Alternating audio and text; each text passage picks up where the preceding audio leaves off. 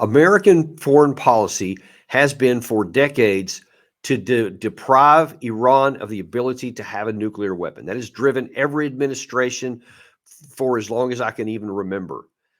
The United States is now at risk of potentially taking action to in response to the 3 American troops that were killed a few days ago that could actually undo everything that we've done and could lay the foundation for Iran to have an accelerated drive to get nuclear weapons. That's what we need to understand here. That's what this deep dive is going to be all about today. You need to understand, America needs to understand that depending on what happens, possibly even within hours from now, or certainly with a day or two, when the administration responds against those people who killed American troops in Jordan, that if not handled well, it could actually drive Iran to possess it or to building a nuclear weapon, something that they have not done at any point, despite all the things that we've done in between now and then. It's time to square with the American people before one bomb is dropped and to explain what's at stake here so that the American people understand what needs to happen and what we need to avoid. Now, that may come as a shock to many people that it almost seems counterintuitive. Wait, you're talking about hitting Iran. Everybody's talking about deterring them because they've been, funding and helping a lot of these violent extremist groups in the region. And we're going to now strike some of those, and somehow that's not going to deter Iran. That's what I'm saying. That's exactly what I'm saying. Now, I'm going to explain to you why this is actually very rational and quite logical and a deep concern, and it better be a concern of those in the White House also. And let's just make sure that they understand what you're about to find out. So, look, there's a number of things that could happen here. And a lot of this is going to depend on what actually the president chooses to do, how he chooses to respond. They've let out some cryptic information, intentionally vague, so that the enemy doesn't know what's coming, and they're not going to be able to prepare completely. And I confirm that, and I agree with it. That's exactly what they should do. We should not be telegraphing what we're going to do so they're ready to receive it. That being said, it's also important for the American people to understand our ultimate objective is to prevent war, is to prevent the Iranians from getting a nuclear weapon, not to push them in that direction, and not to do something that's going to spawn an even greater amount of violence against our interest and against our troops in the region. That should drive everything the administration does. Like I say so many times, and we talk about, the administration needs to have an end state in mind. They need to have an objective in mind, a political outcome, and then they need to match military means to do the best they can to achieve that outcome. If all you do is think about actions, military actions you can take without marrying those two together and linking them, you could perversely harm yourself and make things even worse. And unfortunately, we have a really bad track record at not doing that kind of analysis. But because you're on Daniel Davis Deep Dive, you're going to get it right here. So here are the range of options what the president can do. He can go in hard and heavy against the Islamic resistance of Iraq, the group that took credit for this, which now the Pentagon claims it was. It's semi-associated with Kataib Hezbollah. You may have heard about. They're in Iraq as well.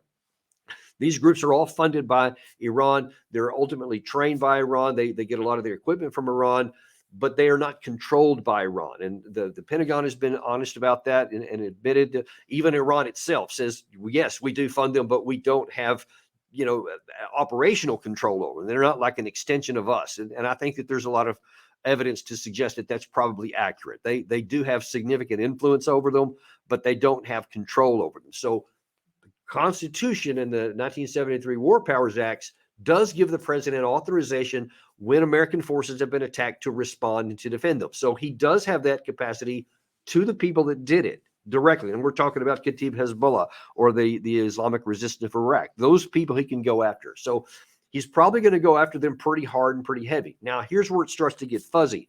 He can also go after the Iranian IRGC. That's the group, basically the military arm of the Ayatollah's forces in the region there. He can go after them as well because they do a lot of the training, the physical training and supplies for some of these groups as well. They have locations in Syria, in Iraq, and elsewhere in the region. So it's very possible that, if not probable, that the president is going to go after those. And that's where it starts to get problematic, because there, as you're going to see here in a little bit, Iran is saying, if you go after our people and our forces, then you have a much bigger problem on your hand, and we will retaliate and respond. So that's where we have to be really careful. We should go after the people that did it, but we don't want to do it in a way that's going to cause more problems. And as I'm about to tell you, that could include going nuclear if things continue to deteriorate down a certain path. Now, to see how we got to this point, let me just show a lot of you. Some people may know some of this, some people may not. You may not know all of it even then. I'm going to put things in context because it is so crucial anytime you're talking about foreign policy and issues that are involving it, especially the Middle East, that you got to put things in context so that you understand how things fit together, because you can't just look at something in isolation or you may miss a big piece here.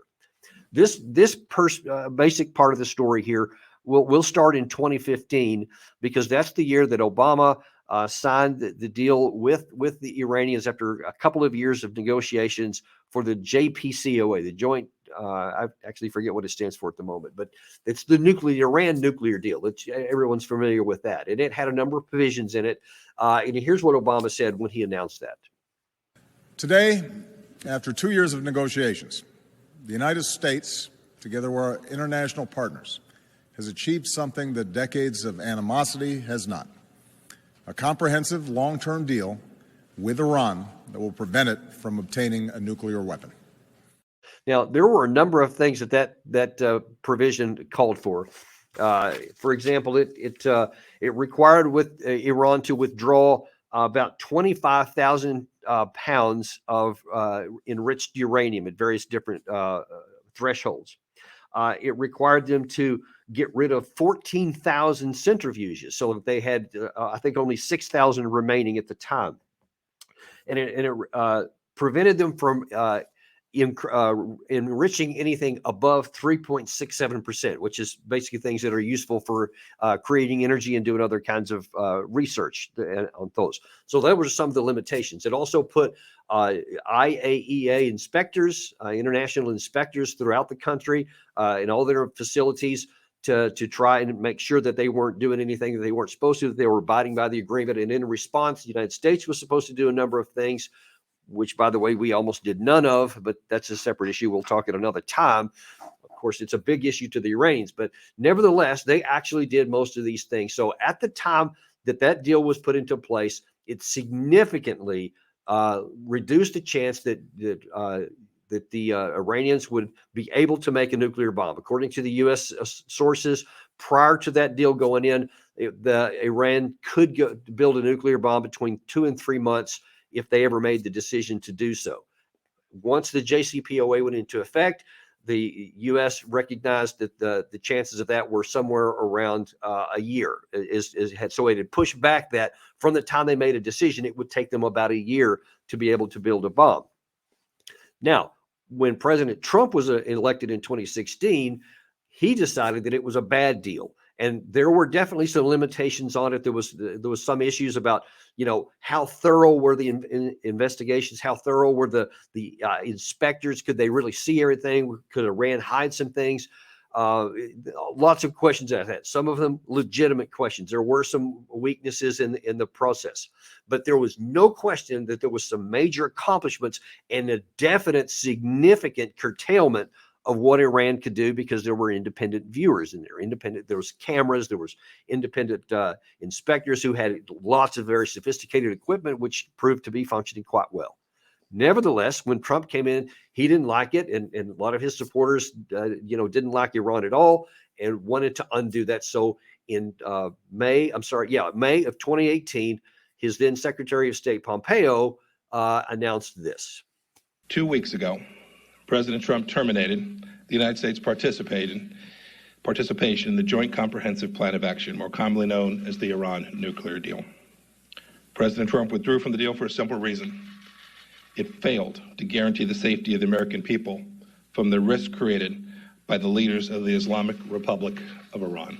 We'll continue to work with allies to counter the regime's destabilizing activities in the region, block their financing of terror, and address Iran's proliferation of missiles and other advanced weapon systems that threaten peace and stability. We will also ensure Iran has no path to a nuclear weapon. Not now, not ever. The regime has been fighting all over the Middle East for years. After our sanctions come in force, it will be battling to keep its economy alive. Iran will be forced to make a choice. Either fight to keep its economy off life support at home or keep squandering precious wealth on fights abroad. It will not have the resources to do both.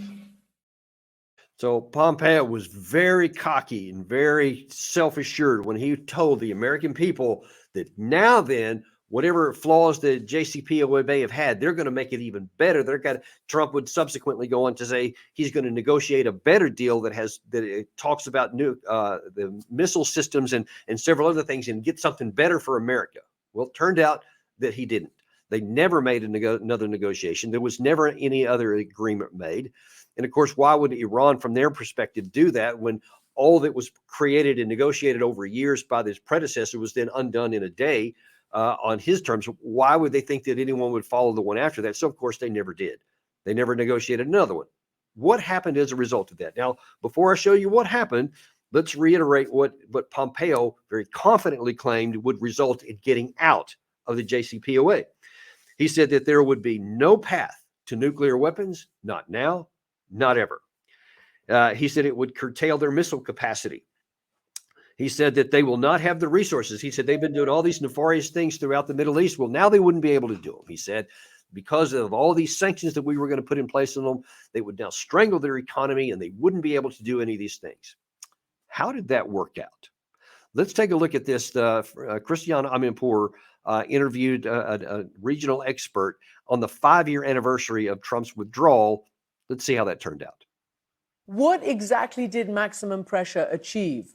It has been an abject failure across the board. Of course, it has brought Iran to the verge of nuclear weapons. Iran has never been closer.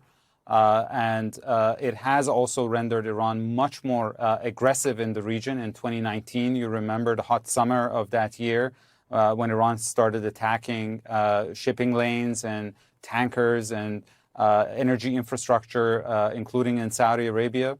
And it has rendered Iran much more aggressive and repressive at home. Literally everything that Pompeo said that getting out of that deal would do to improve the situation, the opposite happened. It got worse. Iran is much more maligned. Their technology has risen significantly. Now then, their missile forces are much stronger than they were. Their amount of weapons, and I'm sorry, their amount of uranium, the enriched stuff that you need to make bombs, has gone through the roof. So here's just a couple things. Now, I told you a minute ago what the JCPOA, how it limited Iran. Since we got rid of those constraints, Iran now has 128 kilograms of 60% enriched uranium, which is very close to the amount of that you need to make weapons. They have 1.5 tons of 20% enrichment. Now, remember, 3.67% is all they could enrich prior to the JCPOA being ended for us. Now they have 1.5 tons of 20% and 128 kilograms of 60% that we know of. That's enough of the 60% to make 3 nuclear weapons by itself if they get it up to 90%. That's the threshold for nuclear weapons grade enrichment. They now have 13,000 centrifuges instead of 6 that they had before then.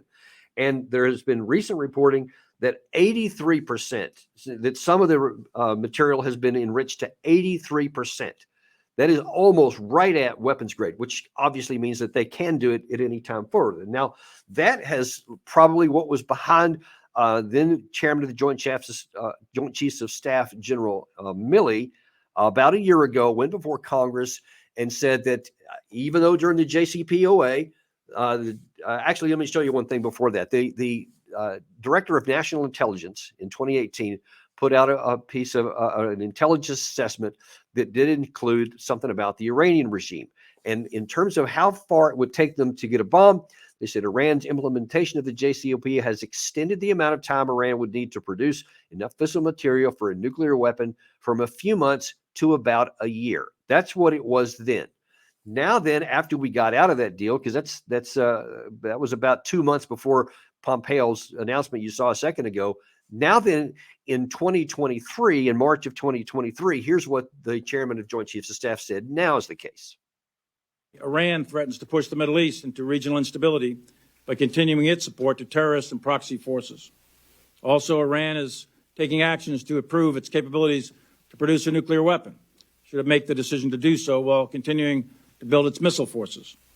From the time of an Iranian decision, as you have heard in previous testimony from members of OSD, Iran could produce fissile material for a nuclear weapon in less than 2 weeks, and would only take several more months to produce an actual nuclear weapon. So we went from a few months before the JCPOA for a breakout capability for nuclear weapons to a year during the JCPOA to now a couple of weeks. Okay, and that was a year ago. So look, by any objective analysis, the JCPOA was better for the United States and worse for Iran than getting rid of it. And it is immeasurably worse now. So now then, the key phrase that he used in there was from the time they make a decision. So at this point, Iran has not made a decision. The CIA has said this almost consistently for decades, that Iran has not made a decision to do it. They have the technical capacity, they have the physical capacity to do it, but they have not made a decision to do it, so they haven't. Now, if you give somebody an incentive not to, then there's a much higher chance that they don't do it. When you do the opposite, and when you give them an incentive to do it, what do you think the chances are that they're going to move in that direction? Well, you see tangibly already it's gone from a year to a couple of weeks. So they've already closed that gap a long way. And again, let me remind you, our standing strategic objective is to prevent Iran from getting a bomb. Now, why would Iran want a bomb? Let's kind of take a look at that for a second. Look at North Korea. North Korea is a very weak country, and in comparison to the United States and even to South Korea, and the one ace in the hole they have to keep the United States or any of our allies from attacking them is nuclear weapons. That's why they developed nuclear weapons. Now they have an inventory, and so they feel pretty safe about an attack from the United States because they know correctly that we're not going to attack them if we know that they have the capacity to launch a nuclear weapon. Now they have an ICBM capacity that can actually strike American mainland, not just our assets in the Indo-Pacific region. They also saw Muammar Gaddafi, who, before he was deposed, actually made a deal with the United States, with the Obama administration, to get rid of his nuclear program in exchange for promises of all kinds of assistance, which also never materialized. But as soon as he got rid of his nuclear program, then we came in with jets, along with several other of our partners in the region, and helped depose him from power. And he was eventually murdered in the streets like a dog. So everybody watches that too. So they say, okay, well, you get rid of your weapons, then you get knocked out of power and you are powerless to do anything about it. North Korea has nuclear weapons, and now then they have a deterrent to keep us from attacking them. Now then we get back to Iran. Now, if you don't want Iran to go down the North Korea path, what makes total sense? Give them a reason to not go with the bomb. So make sure that they know that they don't have anything to fear of us attacking them. Now then we have, in the light of this attack against our troops, where 3 were killed a few days ago, you have this from Lindsey Graham, who's kind of representative of a whole class of people who are advocating exactly the opposite that we need. Biden has yet to hit Iran directly. The Iranians could care less how many Houthis you kill. They could care less how many Iraqi militia you killed. The only way they will change their behavior and stop killing Americans and attacking our troops and trying to bomb ships in the Red Sea is for Joe Biden to hit their oil infrastructure and start killing their soldiers inside of Iran. We've talked about this a number of times, how easy it is for Lindsey Graham to talk about killing somebody else. He's always wanting to kill Iranians. He has no problem with that. He is oblivious, though, to how much that undercuts our national security. If you know that Iran could be only a couple of weeks away from obtaining the materials necessary to make a nuclear weapon, and you know they have a really large arsenal of ballistic missiles, which we had the other day with Mike Domino, the former CIA guy, who told you the details of what those missiles can do. If you know that they have the delivery capacity, but they don't have the nuclear weapons, and you want to say, yeah, let's go and kill a bunch of Iranians, what do you think that's going to do to Iran in their decision of whether they should or shouldn't rush to the bomb? Well, we know for sure what it makes some of their leaders think. Here's what the commander of the IRGC, who may well be, his forces may well be targeted by Biden in this coming attack here. Here's what he says about it. فصل مشترک ما و شما آن است که یکدیگر را میشناسیم. شما میدانید ما هیچ تهدیدی را بدون پاسخ نمیگذاریم. در عین حالی که ما به دنبال جنگ نیستیم، اما از جنگ هم نمیهراسیم و نمیگریزیم. And just hours ago, from the time we're making this video here, the Iranian foreign minister actually tweeted out an even more direct statement where he said this. Gary, if you could throw that up on the screen there. He said, no, that's not the one. The one that the tweet from the Iranian foreign minister. Yeah, that's the one there. He said, if there is an attack on our territory, Iran's response to the U.S. attack will be decisive, immediate, and direct. Now, that's a conventional strike here. That's what they're saying. So they are recognizing the threat to their country and their assets from the United States here.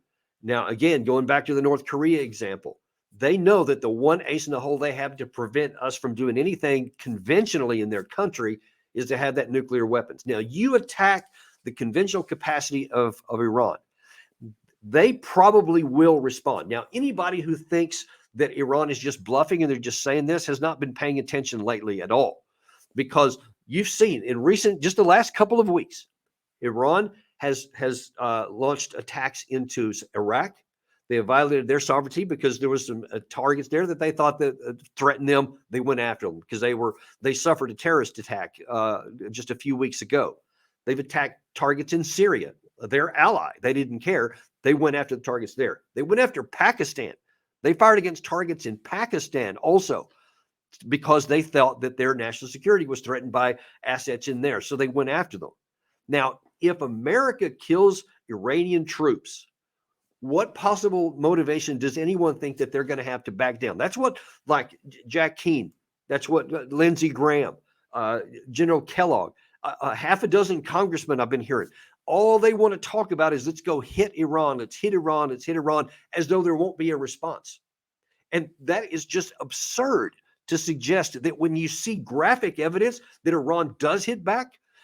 Look, when we assassinated their General Soleimani in 2020, did they sit passive back?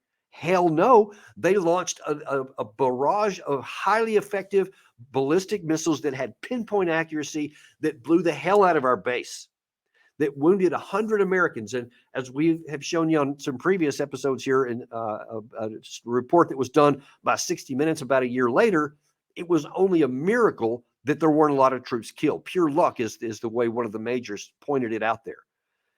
But it was not because of lack of attempts or catching. And if you think that they didn't do anything after that, you also weren't paying attention, because from that point until October 7th, there was about 80 attacks. And I think might have been even more on that, on U.S. forces in Iraq and in Syria, as Iran said that they're going through. They said that they would extract revenge for the assassination of their leader. They never stopped. So they have continued to attack, or either through their proxies or directly here. They've also shown that they have the ability to strike pinpoint targets in Saudi Arabia on their lifeblood, on their oil infrastructure, even in the presence of Patriot defense systems that they had at the time. They still had the ability to strike through there. So Iran can do a lot of damage to the United States if we press the issue and strike at their forces. Now, what do you think is going to happen if Iran does make good on this threat and they do respond in some way, if Biden attacks the IRGC and kills their personnel like Lindsey Graham advocates for? What if they now then fire some of these more sophisticated weapons and missiles at some of our bases who are sitting around there, and more troops are killed? Not 3, but maybe 23, or any number for that matter. It doesn't even matter. Then Biden, is Biden going to back down? Of course he's not. Now then he's going to feel compelled to respond as well. And if he then says, now we're going to take it into Iran proper, now then, folks, that's where you have the possibility that Iran finally says, okay, enough is enough. There's no reason to withhold now. They could then make a sprint to a bomb. Now, there's a lot of problems that go along with that and a lot of risk for Iran to make that decision. And to kind of help unwind some of this, earlier today, I had an interview with Dan DePetris, who is the resident expert on all things Iran with Defense Priorities, the organization that I also work for. He's got some of the most incredible analysis that has been put out over the last years. And I asked him if he could explain to us a little bit about what's at stake here and what Iran could do. If we get into a war with Iran, no matter how it happens, what is the prospect of them racing to a bomb to think the only way that they can win a war against the United States is to have a nuclear deterrent? How realistic do you think that possibility is? Well, it's certainly a possibility, and it's one the policymakers have to take seriously. The Iranians have a pretty extensive indigenous nuclear program with pretty large enrichment facilities that have been growing in capability and capacity for the last 5 years, ever since the United States left the JCPOA back in May 2018, which I would view as one of the most self-inflicted mistakes the United States has had in the last 5 years. To the extent that the Iranians could actually race toward a nuclear bomb, an operational nuclear weapon, I don't know offhand how long it would take. I've heard estimates between 6 months to up to 2 years. And a lot of this, depending on the expert that you talk to, a lot of this depends on whether, the IAEA inspectors are on the ground. If the Iranians kick out all the inspectors, then the Iranians could presumably do what they need to do within a shorter period of time. Yeah. So let me peer in on that point right there. So even though we left the JCPOA, it still continued on in some form, I guess. But the inspectors never actually left, and so there was some some alarms that were set off some number of months ago when I guess some of these inspectors picked up that Iran had increased their refinement up to 83% or something like that, which is just below the threshold for weapons grade, as I understand. So they're actually still on the ground. So I guess the question, well, two questions. First, one, is it possible, even theoretically, I suppose, for Iran to race to a bomb without the inspectors knowing about it in a short term? We'll just stick with that one first. Yeah, I don't think so. As long as the the inspectors are on the ground, they still have access to the Iranians' main enrichment facilities. To be fair, they have far less access today than they did when the Iranians were in the JCPOA, which is one of the reasons why I personally was so opposed to leaving. It's because however deficient it was, however deficient the agreement was, and you can make an argument that it was deficient in some areas. Yeah. The most impactful benefit for the United States and its partners in Europe was having that thorough presence on the ground. Giving the United States eyes and ears to Iran's enrichment capability. If the Iranians kick out the inspectors fully, we don't have the eyes and ears anymore, and it could get pretty dicey. And to the extent that the U.S. intelligence community has insights into, the various enrichment facilities that the Iranians are operating, that's more of a secondary asset. We're really looking at the IAEA inspectors to do most of the work here. So I guess the second question is, again, in the event that war actually broke out between the United States and Iran said, all right, that's it. We're now severing all of the ties that we had. The IAEA inspectors are now kicked out. That would seem to me to be a huge warning bell to the U.S. intelligence community, because now then we would be blind, and they literally could be running the next day to try and build fissile material. And it would seem that would raise the chances, or at least the pressure on the White House to actually bomb the nuclear facility. Certainly there would be a lot of people advocating for that, don't you think? Certainly. I mean, and you already have people advocating for it now, even with IAEA inspectors on the ground today. Um, the administration would probably take such a move very, very seriously, and they would probably jump to the conclusion that the Iranians made the strategic decision to weaponize their nuclear facilities, which to date they have not done. CIA Director Bill Burns gave congressional testimony on this last year, and he said, as far as we know, the Iranians have not made that decision yet. If they kick out all the inspectors and there's no IAEA presence on the ground, I think the administration would come to the conclusion that that decision has been made, and then we get into a whole new ball game, and it can get very risky very quickly. So now, do you have any knowledge about what Iran has been doing over the last several years to harden their facilities, expecting that at some point we may attack them? Do they have hardened underground facilities that would be difficult or impossible for us to get to, or are all their facilities actually vulnerable to attack? They are vulnerable. The United States, however, would have to use their most powerful, what they call bunker buster bombs to reach these facilities, because they're pretty underground. They're mountainous. They were deliberately constructed in mountainous terrain, and they have considerable anti-aircraft and air defense systems surrounding these main facilities. So even an operation to take out the buildings would not be foolproof. There would be costs associated with doing it on the U.S.'s part, and to the extent that it's successful, that's an open question. So how serious do you think it is that Iran could go to a nuclear weapon, or better phrased a better way? How concerned are you that Iran could make that final decision to finally go to a nuclear weapon? Because so many people have said for a long time that the reason why so many people, North Korea is the best example, went to nuclear weapons because they view that as the only way to get deterrence against the United States. In the event that we start getting rounds back and forth fired between Iran and the United States, and especially if it crosses that line into Iranian territory itself, what are your concerns that Iran may then make that decision to leap that final piece over and actually get a weapons facility, a weapons program?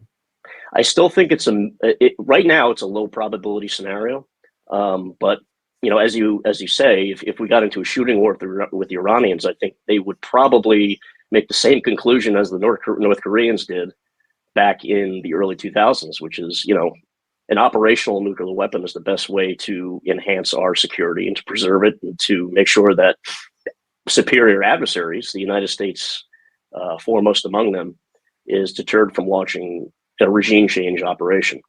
So what do you think is the best antidote to that? What can we do the best to prevent them from making that decision? The best way is not to get into a shooting war with Iran. Simple as that.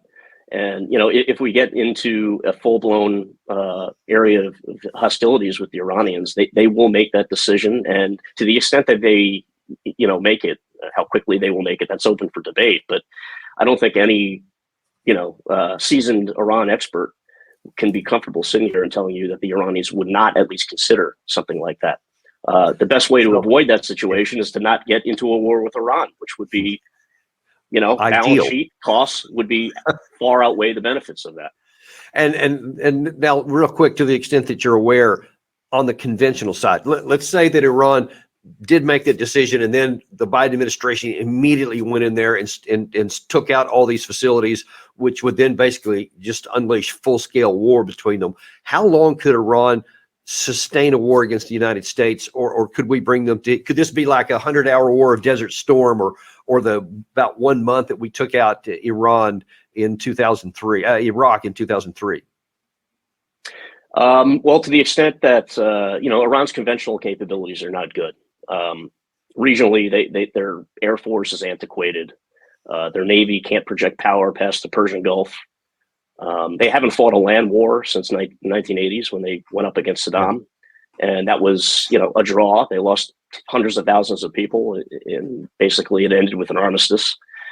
Conventionally speaking, the Iranians cannot keep up, but that doesn't necessarily mean that they don't have the capability to make it extremely difficult on the United States and the U.S. partners in the region. I mean, their non-state proxies are formidable, and their missile capability is the largest and probably the most advanced in the region.